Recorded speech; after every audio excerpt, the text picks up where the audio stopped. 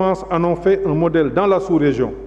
Il a bénéficié d'un financement à hauteur de 220 milliards de francs CFA. Le Promoville, comportant 3 volets, voirie urbaine, assainissement et éclairage, a été lancé en 2016.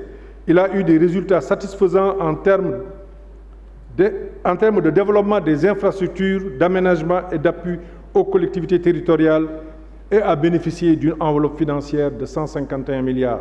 Le PUMA, qui intervient dans la zone frontalière pour satisfaire les attentes légitimes des populations, lancé en octobre 2016 sur financement interne de l'État, vise l'équité territoriale par la modernisation des axes et territoires frontaliers et l'amélioration des conditions de vie des populations de ces zones.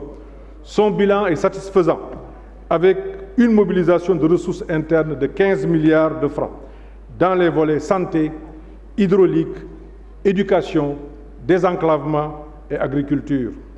Ces programmes ont permis de moderniser et d'étendre les voies de communication. Les réseaux routiers et autoroutiers ont été densifiés. Ainsi, l'autoroute Ila-Touba, les routes du sud, du Dandemayo, le pont Nelson Mandela de Foundiougne, celui de Marsassoum et les 18 autoponts de Dakar constituent de véritables leviers économiques pour ces zones à fort potentiel. Par ailleurs, 6 673 km de pistes rurales ont été réalisés pour désenclaver les territoires de l'intérieur.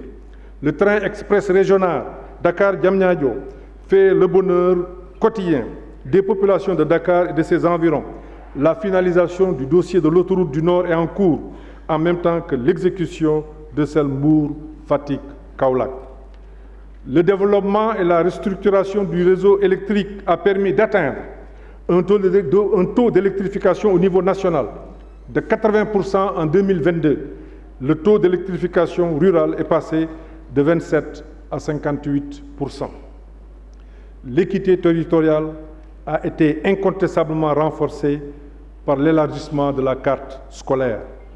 C'est ainsi que 35 897 salles de classe, 64 daara modernes, 5 instituts supérieurs d'enseignement professionnel et 14 espaces numériques ouverts ont été construits et équipés depuis 2012.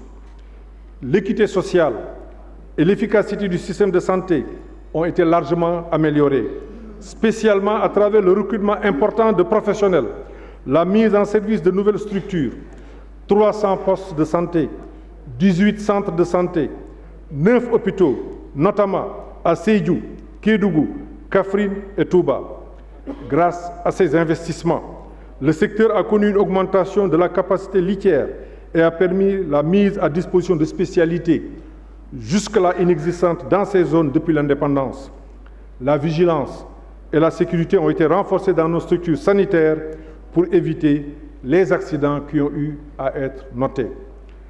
La résilience des ménages et l'inclusion sociale ont été considérablement raffermies. Conformément aux indications du président de la République, le pouvoir d'achat a été soutenu pour réduire considérablement les inégalités. En définitive, en 2022, les subventions ont coûté 717 milliards, soit 4,4% du produit intérieur brut. C'est ainsi que le secteur de l'énergie a bénéficié de subventions directes de plus de 300 milliards.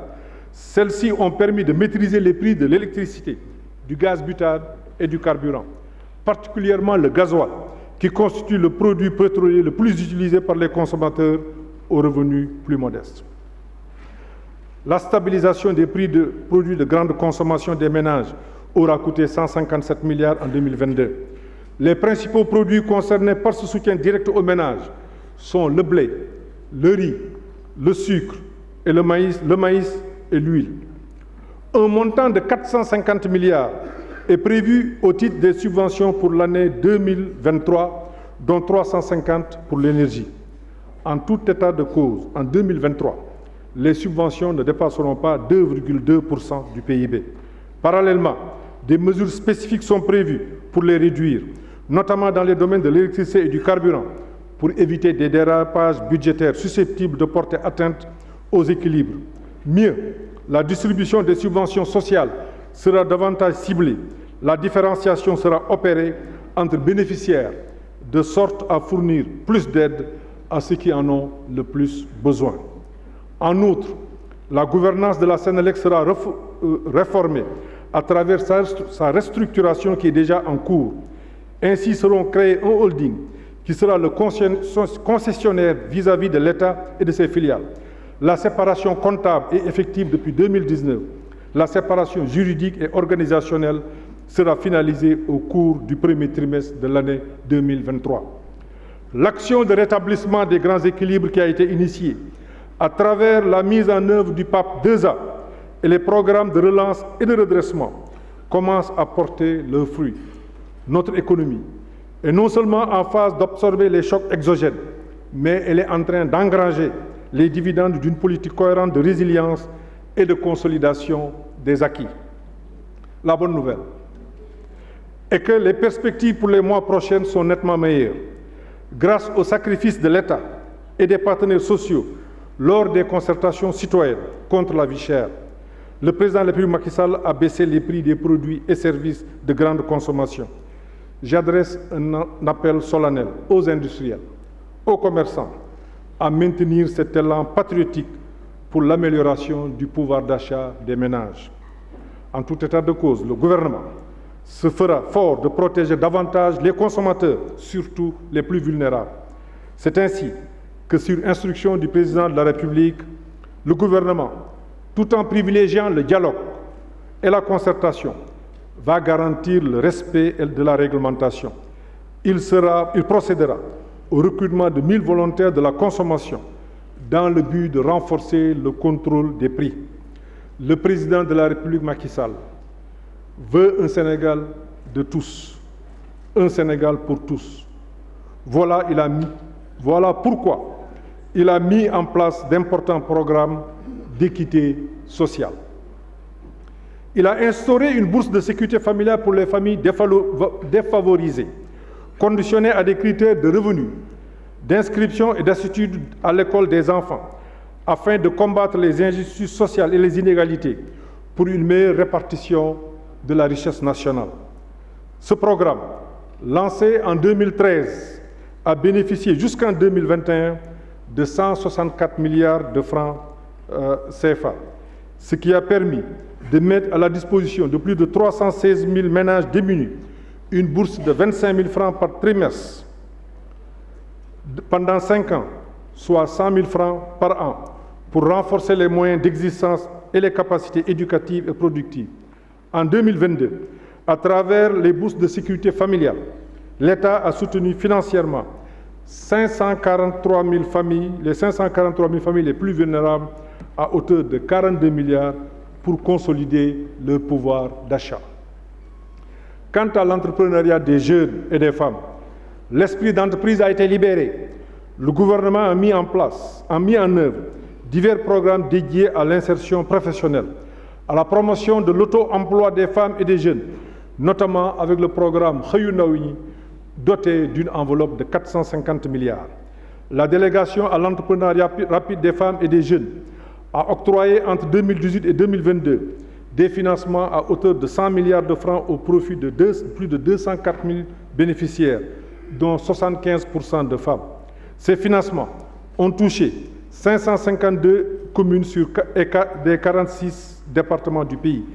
En plus de cet accompagnement financier, l'ADER assure à ses bénéficiaires un appui non seulement financier. Ainsi, c'est 10 259 entrepreneurs qui ont bénéficié de la formation.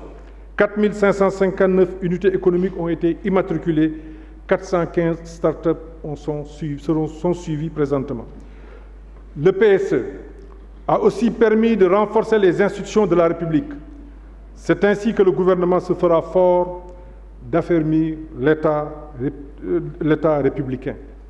Cette consolidation passe par la modernisation de l'administration, l'amélioration du fonctionnement de la justice et le renforcement de la sécurité et de la stabilité sociale qui sont les fondements d'une paix durable. La modernisation et l'amélioration de la performance de l'administration sénégalaise constituent le premier facteur de consolidation de l'État républicain. En effet, l'administration publique reste le bras séculier de l'État. Le gouvernement va continuer l'effort de modernisation de notre administration pour en faire une véritable administration de développement, une administration au service du développement. Je crois profondément aux femmes et aux hommes qui travaillent dans notre administration, parce que je reconnais leur sens élevé du service public. Je ferai en sorte qu'ils soient une véritable force d'action, convaincu que je suis par leur aptitude à s'organiser, à réfléchir et à proposer des solutions pragmatiques à partir de leur expérience du terrain. Nous le savons tous. Notre administration a toujours constitué le socle de notre unité nationale, le gardien de notre stabilité et le régulateur de nos transitions politiques. Elle soutient de façon indéfectible la mise en œuvre de nos politiques publiques. Elle contribue aussi à maintenir notre nation au rang de démocratie majeure et apaisée. Par ailleurs, l'amélioration continue des conditions de travail des agents est une exigence pour permettre la délivrance de services adéquats aux usagers. L'administration sera renforcée aussi bien dans ses moyens que dans son organisation. J'en prends l'engagement devant la responsabilité nationale au nom du président Macky Sall. J'entends, depuis le plus profond de nos territoires, une demande pressante de transformation du secteur public. Le gouvernement ira encore plus loin et cela passera principalement par la poursuite des efforts de formation et de renforcement des capacités, la promotion de l'éthique et de la déontologie, le dialogue et la collaboration permanente avec les partenaires sociaux, mais également la dématérialisation des procédures administratives. À ce propos, le programme d'appui à la modernisation de l'administration sera renforcé pour permettre une plus grande efficacité de l'action gouvernementale. De nos jours, plus que par le passé, la communication est la pierre angulaire des relations entre l'État et les citoyens. L'efficacité du lien qui les unit repose sur la compréhension mutuelle. L'administration doit être l'oreille d'un État à l'écoute de son peuple et surtout l'artisan des réponses aux besoins exprimés par les citoyens et les usagers. Pour cela, la communication gouvernementale et administrative va miser sur une approche pédagogique moderne à travers l'accessibilité et la diversité des canaux de communication, grâce notamment aux opportunités que nous offrent le numérique et les réseaux sociaux. Monsieur le Président de l'Assemblée nationale, Mesdames et Messieurs les honorables députés, le deuxième facteur qui va contribuer à consolider l'État républicain consiste à moderniser la justice et à apporter plus de célérité dans son fonctionnement. Les attentes légitimes du corps social envers notre système judiciaire sont de plus en plus grandes. C'est ainsi que l'amélioration des conditions de fonctionnement du service public de la justice constitue une priorité de l'action gouvernementale. Le bon fonctionnement de cette institution doit se traduire par un service aux usagers accessible, efficace et efficient. Il est alors primordial de consolider l'action de la justice au service de nos concitoyens. À cet effet, les conditions de travail des magistrats, des auxiliaires et des travailleurs de la justice seront améliorées à travers la modernisation des infrastructures judiciaires. En outre, la mise en œuvre du projet de construction et d'équipement de l'école de la magistrature et des professionnels du droit permettra de recruter et de former plus d'agents de la justice afin de réduire la durée des procédures. Afin d'aider la justice à faire jouer à la prison sa véritable mission, qui est de protéger la société, d'assurer la sanction du condamné et de préparer sa réinsertion professionnelle, le gouvernement va améliorer les conditions matérielles de détention ainsi que les conditions de travail des agents de l'administration pénitentiaire. En outre, il va continuer de lutter contre le surpeuplement carcéral. C'est ainsi que l'utilisation du bracelet électronique comme alternative à la détention provisoire et comme mode d'aménagement des peines sera effective dès le début de l'année 2023. Le centre de surveillance électronique mis en place à cet effet a été inauguré le mois dernier. Mesdames et Messieurs les honorables députés, le troisième élément consolidant l'État républicain est le renforcement de la sécurité et la stabilité sociale, gage d'une paix durable. La liberté d'expression est le fondement de toute démocratie. Il ne saurait y avoir de pleine démocratie sans accès à une information fiable et transparente. Notre pays a une longue tradition de protection des droits fondamentaux, notamment la liberté d'expression, la liberté d'information et la liberté de presse. Ces droits ne sont cependant pas absolus. La responsabilité et la redevabilité en sont les corollaires. Ils s'exercent dans le strict respect des lois en vigueur et en conformité avec les règles d'éthique et de déontologie. Nous savons que le recours aux médias classiques n'est plus obligatoire pour communiquer. Les réseaux sociaux constituent une incontestable avancée pour la liberté d'expression. Ils ont révolutionné l'industrie des médias et les modes de communication en offrant aux citoyens et à la société civile une diversité de supports d'expression. En revanche, force est de constater que les libertés de communication et d'expression offertes par les réseaux sociaux génèrent des abus inacceptables. Violation de la vie privée, messages de haine, fausses informations, diffamation, harcèlement, appel à la violence, propagande terroriste, etc. Face à tant de dérives malheureuses, notre société s'interroge, s'inquiète et s'alarme. Il exige de vous, de nous et de nous tous, des mesures fortes pour combattre les abus de quelque nature et de quelque origine qu'ils soient. Fort de cela, le président de la République, Macky Sall, a donné instruction au gouvernement de réfléchir à un dispositif de régulation des réseaux sociaux et du cyberespace. De toute évidence, l'intervention publique doit reposer sur un équilibre entre une politique ferme, indispensable pour lutter efficacement contre les auteurs des abus et une logique de responsabilisation accrue des acteurs. Celle-ci passe par l'éducation, la sensibilisation et l'engagement citoyen des internautes. Dans cette perspective, le gouvernement va initier de larges concertations entre les acteurs dans le but de concilier la liberté d'expression avec le droit d'être protégé, contre la manipulation de l'information, le droit de ne pas être diffamé, injurié ou harcelé sur les réseaux sociaux. Mesdames et Messieurs les honorables députés, assurément, l'atout indéniable de notre pays se trouve dans la diversité des opinions, l'acceptation de la différence, le respect de chacun et la présence au sommet de l'État d'un pouvoir garant de ce qui est essentiel pour la nation comme pour la République, qui sont des facteurs d'équilibre, de stabilité et de progrès. Nous partageons tous l'idéal de liberté qui a toujours guidé les pas de notre nation, sans hésitation ni incertitude. Cet idéal sera protégé, tout comme l'ordre public sera maintenu en tout temps et en tout lieu. Pour mieux assurer la sécurité et la tranquillité publique et le maintien de l'ordre, les effectifs de la police et de la gendarmerie ont été relevés et le seront davantage. Dans le même temps, plusieurs brigades, commissariats de sécurité et postes avancés aux frontières ont été rendus opérationnels. Parallèlement à la montée en puissance de la police scientifique, ainsi que la création d'unités d'intervention spécialisées.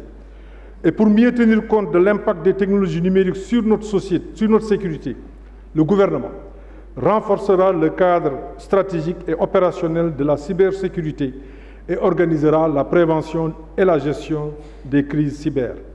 C'est ainsi que le combat contre l'insécurité sera poursuivi et accentué. L'insécurité, si elle se développe, pourrait menacer l'équilibre même de notre corps social. Elle doit donc être traitée avec détermination. Chaque Sénégalais mérite de se sentir en sécurité sur l'étendue du territoire de la République. Pour cela, la violence sera combattue sous toutes ses formes. Le gouvernement continuera de veiller à ce que toute personne vivant dans notre pays soit en sécurité et ait la chance d'y vivre en paix. Au demeurant, la paix en Casamance sera définitivement entérinée par une démarche qui prend en considération l'intérêt de nos chers compatriotes établis dans cette belle région du pays, le potentiel économique et le patrimoine culturel inestimable de cette région naturelle du Sénégal, seront davantage exploités au profit de ses dignes fils et de l'ensemble de la population. Par ailleurs, la sécurité civile sera renforcée pour accroître la résilience des populations, de même que la prévention de la lutte contre les accidents de la circulation. Le gouvernement va finaliser et exécuter la stratégie nationale de protection civile pour l'adapter aux enjeux et défis du monde confronté à un nouveau cycle de catastrophes liées au dérèglement climatique. Mesdames, Messieurs les honorables députés, les défis sécuritaires persistent dans la région du Sahel en raison de la recrudescence des attaques terroristes et de l'élargissement progressif des zones d'influence des organisations extrémistes violentes. Au plan politique, des coups d'État ont affecté l'ordre constitutionnel dans certains pays de la sous-région, même si des avancées ont été notées dans le processus de transition ces derniers mois, principalement en raison du rôle éminent joué par la CEDEAO et l'Union africaine.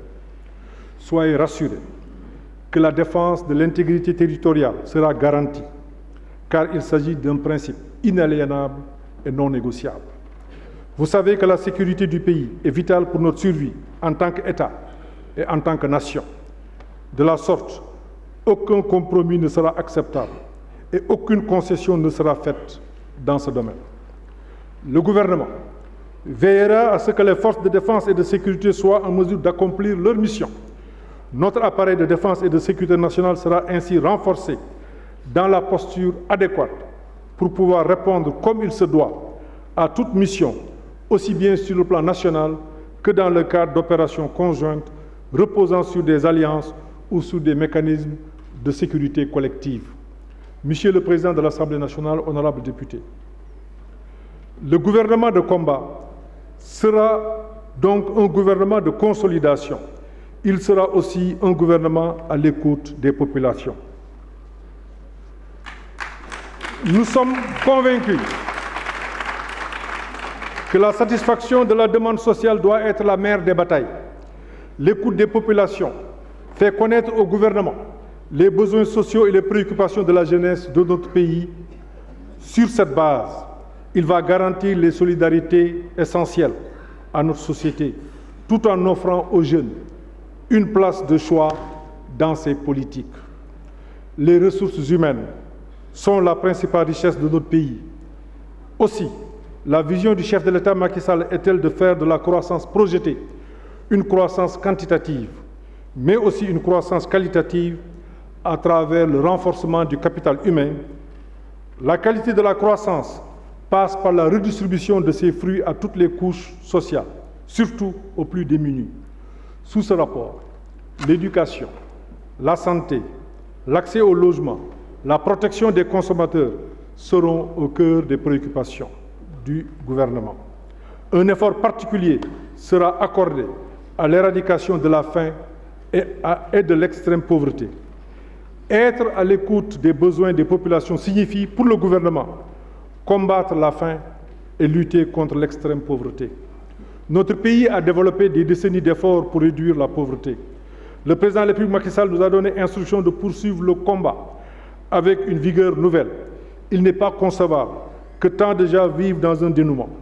Le gouvernement va s'atteler à accélérer l'éradication de la faim et de l'extrême pauvreté dans les zones touchées. De 2012 à maintenant,